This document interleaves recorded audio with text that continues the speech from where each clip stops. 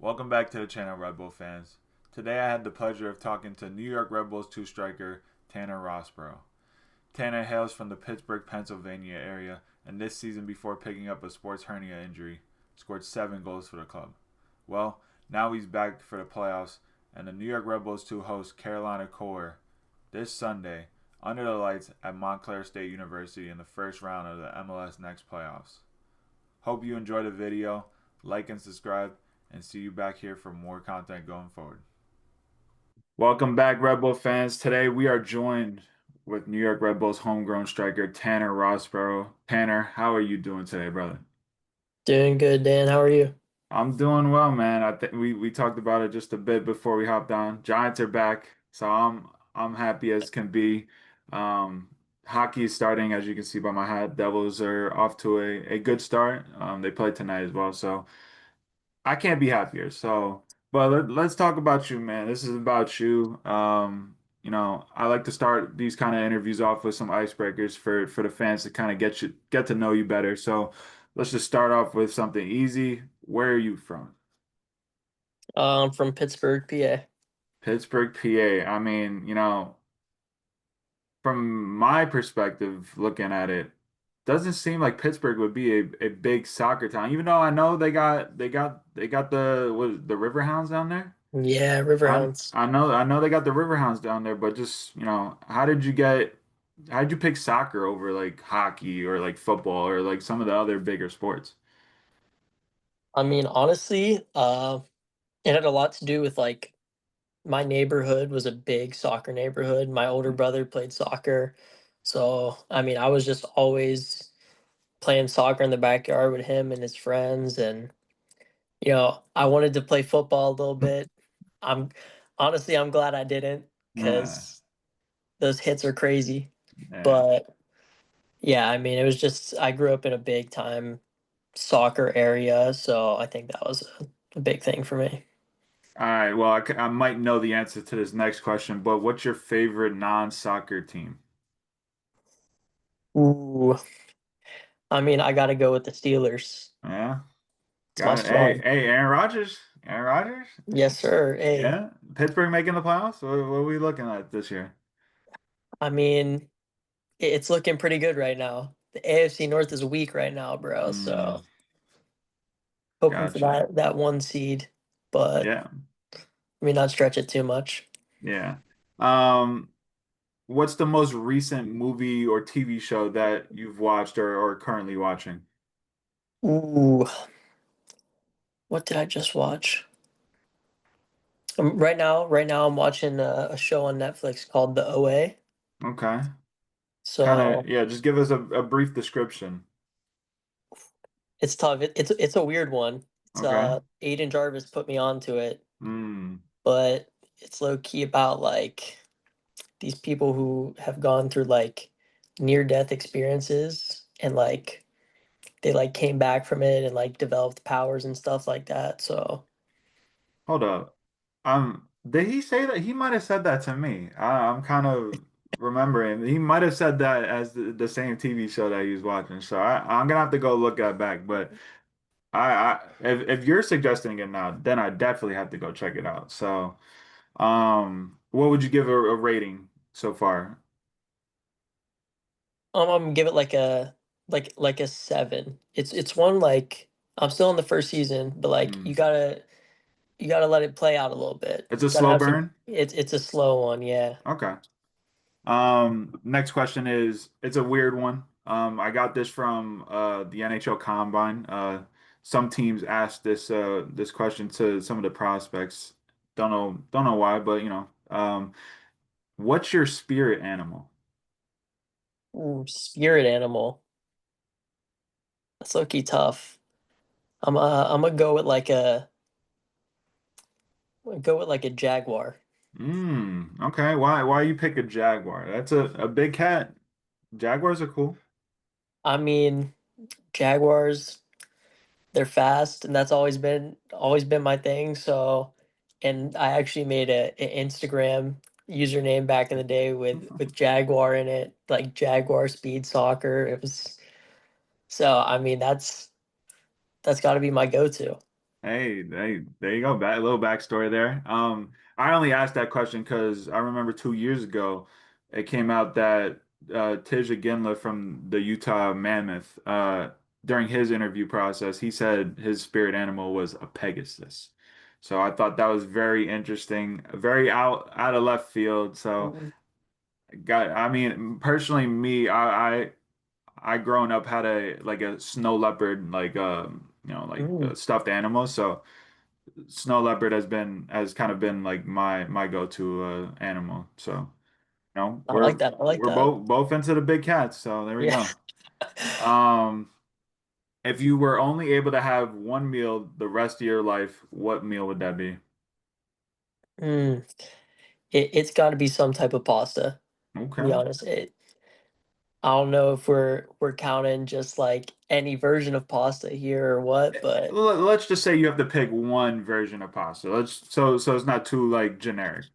I'm gonna probably go with some shrimp vodka pasta. Hmm. Okay. All right. Any add-ons to that or just straight up the pasta? Get some shrimp on there. Get some shrimp on there. Okay. All right. And then lastly, I know you're a big gamer. You and the boys, game a lot. You're big into Fortnite. Just, talk about that off the field and how that kind of lets you like get away from the game, and just kind of build relationships with your friends off the field. Yeah, I mean, it's honestly like it's been super important for us. Like I feel like we've bonded a ton over video games. Like right now we got like half the team on a pro club squad. Like we're pushing elite division right now.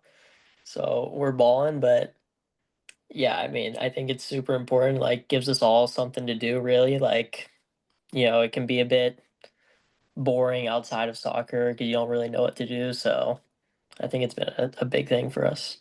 If you had to pick your best game, whatever game it is, and you had to go 1v1 with someone to win $1 million, what game would you Mm. choose? Oh, that's tough actually. I mean, it's probably like it's probably got to be Fortnite. I Okay. mean, you know, I'm not the same player I used to be back in the day. You're getting too old, man. You're I'm a getting bit of an old. old head now, yeah. But I mean, in terms of what I have the best chance at, it's got to be Fort. Yeah. For me, I grew up on playing Halo, so Halo 3 Mm. would be it for me. I know that's way before your time. 2007, I think that's a year before you were born. So, Yeah, I yeah. mean, that's what I was grinding on as a kid. So, I don't know if I would win, but Halo was my thing growing up. So, I Yeah, those are some of the icebreakers. Let's just move on to the real interview now, man. And we talked about it, you grew up in Pittsburgh, PA. Just talk about that area and why Pittsburgh means so much to you. yeah. I mean, I've always loved Pittsburgh. I mean, I grew up in like the suburbs, so Yeah, more land. That's always been my kind of thing. Like I like having a backyard. yeah, Um, and I think that was just like a super big thing for me growing up. Like I could always just be active with my friends, like doing something. So I mean, yes, Pittsburgh's got a super special place in my heart. Like I love even the city, like the drive coming out of Fort Pitt Tunnel, just get the whole city revealed to you. So I love it. and I know you grew up playing over there. Is it Soccer Club? What's the club that Beadling, you Beadling. Beadling Soccer Club? Mhm. Like, you just talk about going there and making a name for yourself because I mean, most people won't know that since they're not from the area. Just talk about that Mhm. club as a whole and kind of how they helped you develop as a player. Yeah, I mean, I was training with them when I was really young, like 4 years old. I wasn't even allowed to play games at the time, but they would allow me to train with them and everything. So obviously the development starts there, and I had a ton of great coaches along the way, some former pros, and just like even on a personal level, like still very close with like my last coach that I came up with. So, it's just been it was a great club to be at, learned a ton and I built so many relationships there too. So Um, and then obviously you make that transition to Red Bull. I know you trialed a couple of times with Red Bull at certain different tournaments here and there. Talk about how they kind of, you first kind of recognized that they were looking at you in that first conversation about, hey, maybe I can make this move to this big MLS academy. yeah, I mean, honestly, I can't even like really remember like the first moment of like when they started to recruit me, but yeah, I remember it was just like I remember they had a good connection with like FC Cincinnati and stuff like that and with their scouts. So I think I kind of found out through them to be honest. Mm, But it's like once I like heard that and I'm like shoot, like I'm performing pretty well and then Red Bulls called me in for a trial and I'm like this is crazy. And then like I played in Patterson Cup back in mm. the day. It was with Cincy, but even like just being there and being able to perform with all these other academies there, I think that kind of like showed me like I can make this next step. And I was like, where do I want to be? Where I think I have the most success to one, develop, and two, just win. And Yeah. obviously, that first season with the U15s, we won. So, one of the main goals was to go there and win. So, big thing.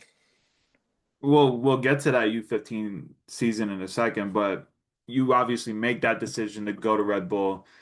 You move away from your family and come up north to Jersey. Talk about that decision, that tough decision, because I don't know what I would have been doing, making that type of move at 14. I know who I was as a person. I definitely wasn't ready to move away from home at 14. So just talk about that decision to move away from home and kind of chase your dreams. Yeah, I mean, it was definitely a big discussion with my family. I think I think my dad was more like into it than my mom because obviously she didn't want me to move away. My dad Yeah. didn't either, but he's like he understood what my dreams were, what I Hmm. wanted to accomplish. I just want to go play pro. Like I don't want to go to college. I don't want to do any of this. And I was like, this is that first step. And I'm getting offered that opportunity. Like it's one of those things that you got to take it. And I wasn't. I certainly was not ready at the time. Hmm. But you know, it just I grew so much as a person just from coming here. You know, I've met so many great people, so I am very I'm so happy that I did make that decision. Obviously, it was tough to leave my parents, leave my family, but I mean, sometimes that's just how it goes. Yeah, and just talk about how those first couple of months like played out because I know you talked about getting homesick a bit, but certain guys on those teams kind of help that transition a bit, like Julian Hall, Amadi Dos Santos. Just talk about, your teammates kind of helping that transition along, even though, you're, hours away from your whole family. Yeah, I mean, Jules, Jarvis, Jalen Lester back in the day, Maddie, like, but there's so many people, like, there's so many different people who helped me so much. Their families were so open for me, like, letting me stay at their houses, just everything, like, always being there for me. So, I mean, without them, like, again, like, such a difficult transition in the first place, but like they genuinely impacted my life so much through that. So forever, like have a spot in my heart. So That's nice to hear, man. And now we'll get to that U15 season. Talk about it from the beginning of the season, preseason. Like obviously the goal is to win and win GA Cup, when next playoffs? Just what was like the overall mindset apart from just winning? Like, did you guys really think you guys had that team to go on these runs to kind of be champions at the end of the year? Yeah, I mean, like, honestly, we went into GA Cup. First, we went into GA Cup, and like, I mean, we were genuinely such a dominant team throughout that tournament, and it didn't end the way we wanted to. Obviously, I believe it was the quarterfinals. Jules gets a red early, and Mm. now you're hurting, and you know, so that was a really tough loss for us. But I mean, seeing how we played in that tournament and seeing what we could do under pressure and against all these other great teams, like, it helped us to just be even more like intense and ready for playoffs. And I mean, once we got to playoffs, like, it was a new level, to be honest. Like, I don't think our team ever played as well as we did in playoffs. Like, first game, a bit of nerves, but once we got past that first game, like, we just kept getting better and better and better. And I think we kind of became the team that nobody wanted to play. Hmm. And yeah, I just think there were so many guys on that team that had the winner's mindset and knew that we could do it. And as a result, like, we end up making that comeback in the finals and bringing home a trophy. So Yeah, uh, the final. I mean, you guys go down 1-0 late in the game. Um, just what was that like emotion kind of setting in that, man, we've made it all the way again and it might not happen. Just talk about giving up that goal and going down 1-0. What was the overall mindset of the boys with so little time left? to be honest, I've talked with a lot of like guys on the team about it, and like all of us have kind of said like the same thing. We didn't really have that doubt that we were gonna lose. Like, we just played so good through that tournament. We know we're the way better team in the finals. We outplayed them. We beat this team by two big scores already. Mm, And so I think it was just a thing of like nobody really lost that we can do this mentality. mm. And we scored pretty soon after, and Yeah, from Julian, obviously. Mhm. Big Yeah, big which scorer. huge goal. Like, I think that goal gets undermined a bit, Mm. but like that was such a huge goal. Like, that's the one that brings you back. So that's when the pressure's on. So I mean, seriously, it was just a we knew we could do it still in our hearts. Yeah, and then Julian equalizes, not soon after they score. And then in stoppage time, it's the big moment for you. You score. I mean, an absolute wonder goal. Like I still watch it to this day and say, I don't know how that ball getting hit that hard still gets into the net, bar down. Like it was a crazy, crazy moment. Your Selly just showed how crazy of a moment it was. Talk about like the emotions. What do you remember from that goal? Did you black out at all? Like what was going through your mind? Yeah, I mean, well, Skuro almost choked me out during the celebration, so that's why I had to get subbed off. I was freaking about to pass out, but I mean, honestly, when it all happened, like, it was just kind of like that flow state, kind of like, I think it was just a lot of like built up like anger and everything throughout the tournament because I just had so many goals that were this close that Hmm. didn't connect. Yeah. And I think in like that moment, like, I rarely would ever take a shot like that. And I just went ahead, I was like, screw it, like, I'm smashing it. And I mean, when I saw it go bar down and in, like, everything just like it's like almost like I went cold playing in Mm. Dallas, and it was like I went cold because like the shock was just insane. Like, I just sprinted towards the corner, like, just weaving through dudes because I'm like like I don't know what to do besides run to the corner here. And obviously, I do need to work on my knee slide game a bit. So Yeah, it wasn't the best. it's not definitely not my specialty. So, but yeah, I mean, even to this day, like when I see that clip, I still get chills. Um, and you guys go on to win that. Still one of the better, academy teams that I've seen from Red Bull in a while. Those pictures that are going around, you see all the homegrown guys that are with the first team and second team right now, and there still Mm. could be more to come as well. Talk about that bond you had with that team, and when you see that picture of the guys, just what goes through your mind. Yeah, I mean, that was like a that squad was different. That was genuinely like a family. Everybody was close. Everybody was bonded with each other. Like it was just there was no, oh, this guy's by himself or this guy's by himself. Like everybody was always together, always having a good time. So and I mean I think it showed in our play a bit.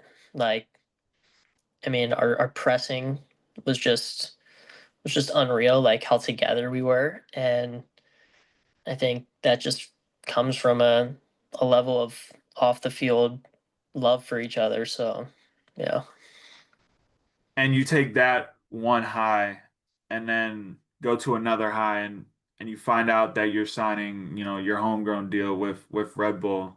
Obviously, first it started with the second team and it was going to transition to a homegrown, but when you find out that news and you're able to tell your parents that, all their hard work paid off as well as your hard work, what were the overall emotions with that phone call and how much did it mean to you that Red Bull not only believed in you, but they're putting stock into you going forward? I mean, it meant a ton. My parents actually they found out before me. So Mm, they knew for like a week or two before I even knew. And wow. they came up for a visit. I'm thinking they're just coming to visit. Whole fam comes up. We and Red Bulls like said they were going to give us a stadium tour. So I was like, all right, sweet. Weird. And they, I was like, all right, like it's cool, but let's do it. And then they took me into one of the rooms and started showing me this Red Bull video, and I'm like, oh, okay, like cool, cool. Like, what are we doing? Good watch, I guess. And then they asked me like if I understood what that meant, and I was like, I've got no idea. So I'm like, I'm super confused. And then I think it was my sister who broke the news to me, and it was just like one of those moments where like I couldn't even really say anything. So it's just like, I can't believe this is happening. Like 1 year after I left home, and everything that I had to sacrifice and everything I went through that year. So I mean, it was like it was a dream come true, genuinely. So Now we move on to that 2024 season, your first season as a pro. You scored 7 goals and got 3 assists. Talk about what you kind of, maybe learned the most from that season because it's not the easiest to transition from academy ball to the pros because you're playing much older players, you're playing, mature players. Just talk about what you saw in training and in games that kind of showed you like, whoa, I need to take a step here. yeah, I mean, you kind of learn pretty quick that it is a man's game now. So you have to play so much quicker, and like it's just the level of physicality and intensity is just so much higher. Like I remember like that first season, like I couldn't hold up a ball to save my life. Like it was so bad. I was just like these dudes are literally just so much stronger than me. So like Hmm. you kind of start to learn that like it's either you have to get way stronger or you have to start learning the technique of holding the ball up, getting your first touch better. So I think having Brad as like a kind of like a mentor for me helped a ton with that because obviously he knew the key to scoring goals. So that's obviously helped me a ton, and even hold up play too. Like he's always helping me with that. So Yeah, talk about that coaching stuff because obviously Ibrahim's the guy as a former, Red Bull player. Brad's helping out as a former Red Bull player with the attackers. Like when you see former players, now as coaches, is there like an added respect into they've been to where I want to be? So I'm kind of more, you know, I'll listen more to these guys than maybe someone that hasn't played the game.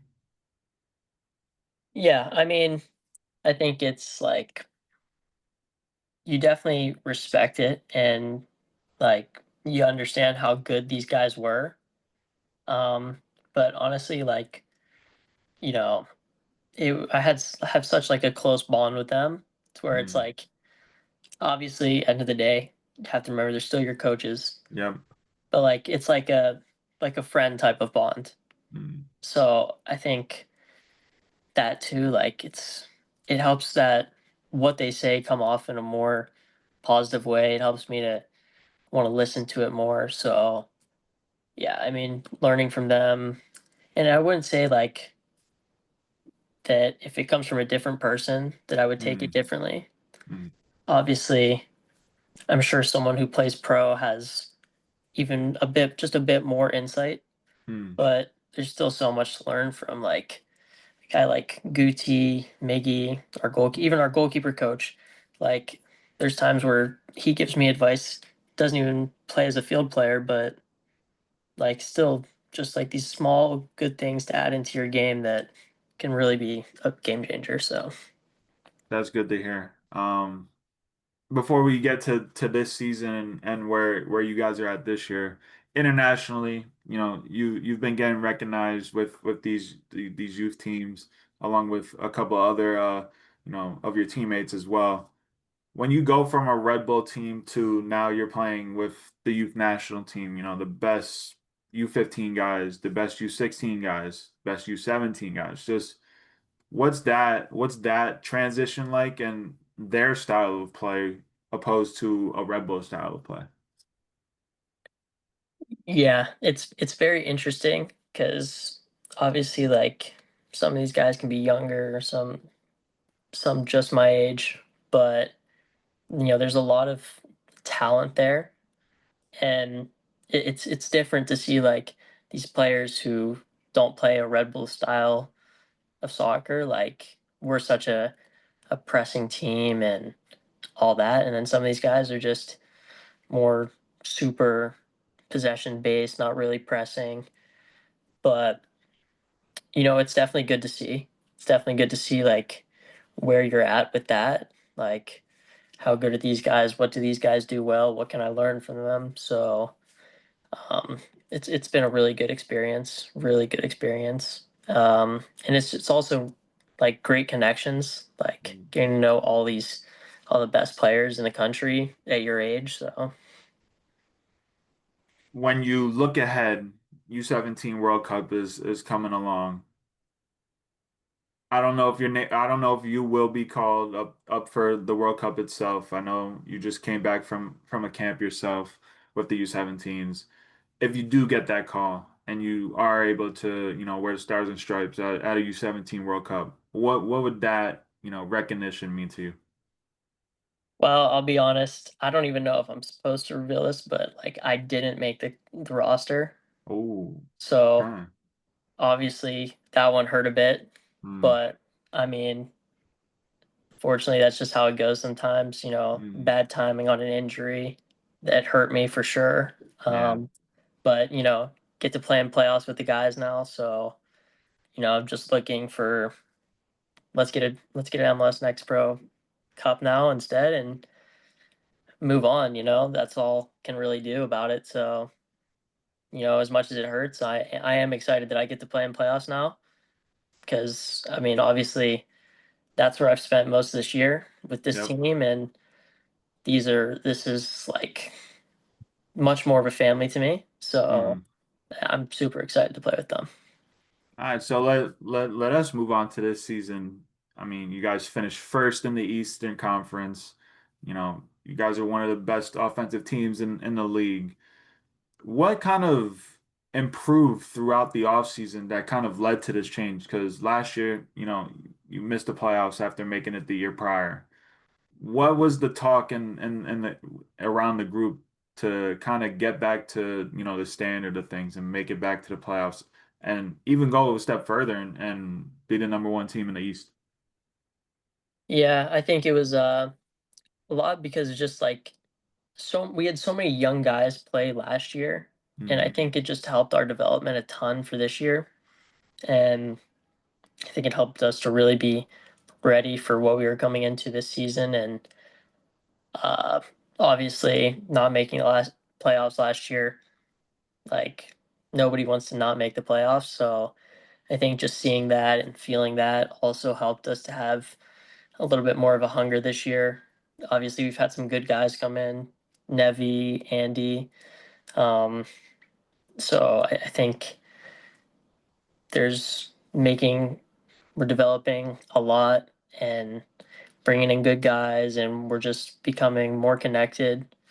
So yeah, You have 7 goals on the year, and a lot of that came in the early portion of the year because obviously you talked about that injury.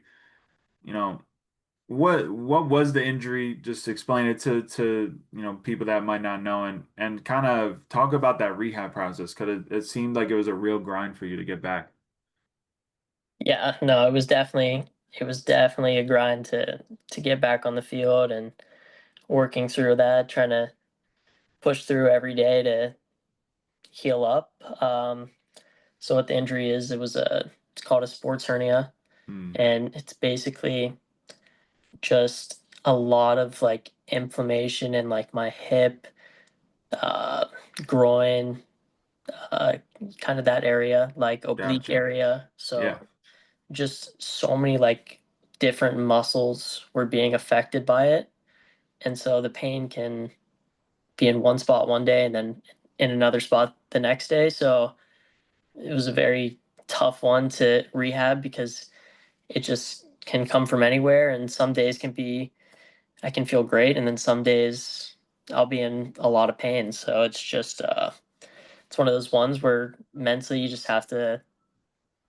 to fight through that, and obviously you don't want to overdo it, don't want to push it too hard, but Hmm. the trainers have been extremely helpful. I know like Arjun's been researching how to deal with it even better than he already can all the time. So he's always looking for new ways to help me and get me back on the field. And it's worked quite a lot. So getting back to that point where almost pain free, but Hmm. still obviously just dealing with that every day. But it's been a tough process, but we're definitely getting there. Before I move on to the coaching change, what did you learn most about yourself through this injury? I'd say it just taught me a little bit more, just like to be resilient again. Like obviously I've had injuries before. I've had sicknesses that have kept me out for long times, but this is the first time it was like in the middle of the season.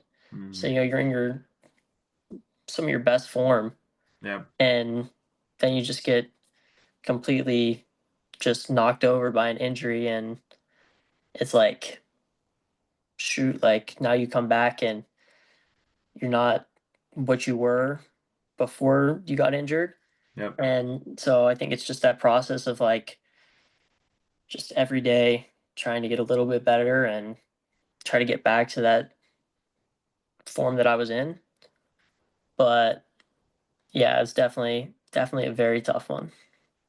So while you're injured, there's a coaching change at Red Bull too, and it's a unique situation. You don't see it often that your coach is doing so well that he gets Mhm. promoted to the first team for other circumstances. Some coaches leave from the first team, but Ibrahim Sagaya is now promoted to the first team as a full assistant. And Michael Bradley, legendary, Red Bull player, legendary American soccer player, comes in as your new coach. Just talk about that transition between, Ibrahim Sagaya and Michael Bradley and what kind of your first impression of Michael was. Yeah, I mean, I'd say my first impression of Michael was just like could tell that he was a really good guy straight away. Just I don't know, the vibe around him.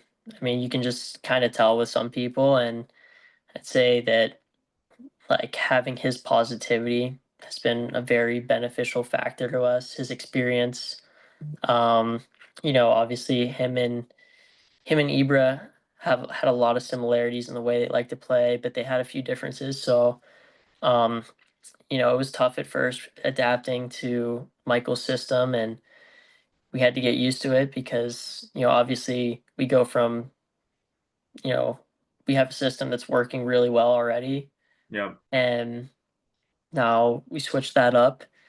And at first, maybe it's a little bit different, a little bit harder to win some of these games. But then once we started to really get a hang of it, we've had a ton of success, obviously. And, just learning from Michael and getting his experience from when he was a player has been a big difference. Obviously, we learned a ton from Ibra too. Um, but, it's always good to get a fresh perspective, especially from someone as accomplished as him. So, When we first talked to Michael, or throughout the couple times that I've been able to talk to him, he always says that he wants to, keep the focus on you guys and not about himself. Do you see that in training or have you have you tried to ask certain experiences that he's gone through and or like, I don't know how I'm trying to put it, but like sometimes he tries not to bring up his own like past experiences sometimes to kind of help you guys with your future experiences. You know what I'm trying to say? yeah, yeah. I mean, I'd say like I think he incorporates it in a way where he keeps it about us. Yeah, Like okay. I think he focuses on not like what happened to him, but what he did to get through it, what he did to change things. Like even he's had my injury before.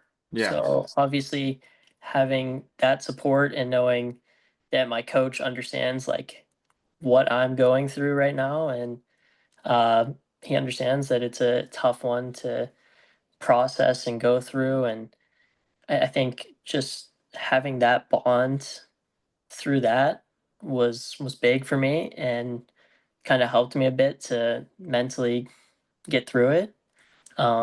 But even just like on the field, obviously he has so much experience, but he doesn't say like, "Oh, when I was playing here, I learned you should do that." It's just don't do this, do this, and even too like he's like, it's just sometimes it's just how the game goes, and he understands like we're gonna try stuff, we're gonna do stuff. Like sometimes it won't go our way, even if we play perfect. Like so, I'd say he incorporates his own experience into making us better very well. Only a couple more from me. You come back for these last two games in October before heading into the playoffs. Talk about just getting, your feet wet again before this run into, trying to go for MLS Next Pro Cup. Getting these minutes, what does it mean for you? And to kind of get on the field in a competitive setting with some of these guys that you're talking about, like Andy Rojas, Benedetti, Jimenez, Rold Mitchell, just that attacking chemistry. Just what did these two games kind of help with that going forward? Yeah, I think it's obviously when I first stepped on, like, I was like, oh my gosh, like lights are shining bright out here today. And, uh, but it was good. It was good for me to see and feel how a real game is again.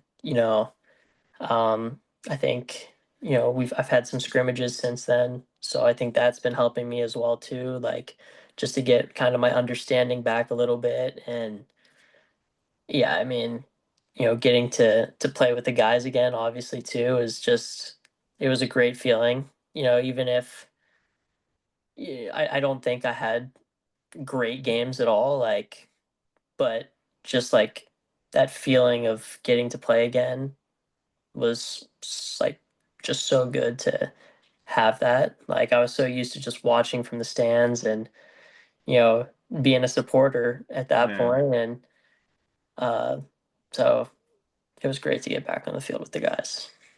All right, so now we're here. We are now in the present time this Sunday at MSU Soccer Park. Playoffs, home playoff game against Carolina Core. Um, what do you guys have to do right to get through to the next round? Carolina's obviously the number 8 seed. You've had good success against them this season. What from those games can you take and put them into this game coming up on Sunday at home? Yeah, I mean, Carolina is a great team. They're a great team, physical team. I mean, they're an older squad, so you're gonna deal with guys with experience, physical. Um, yes, we've had two big wins over them, um, but we just need to keep bringing that energy, that hard work. Like that's the biggest thing for our team is can we outwork you? And I think when we've outworked the other team and played our game, not falling into what they want to do, but doing what we want to do, we've had a lot of success. So I think if we can just be who we are and work for each other, and obviously it's playoffs now, so you need even a little bit more. Um, so yeah, just pushing ourselves and doing what we do best. But before we get out of here, any message to the fans showing up to Montclair this Sunday night under the lights, Sunday night, just what type of message do you have for them? Um, just gonna say like obviously like it's just like thanks for me to be honest. Like obviously when the fans show up, like it just makes it such a better vibe in general. Get the under the lights, of course, like you said. Getting to high five the fans after the game, getting to have just some extra cheers.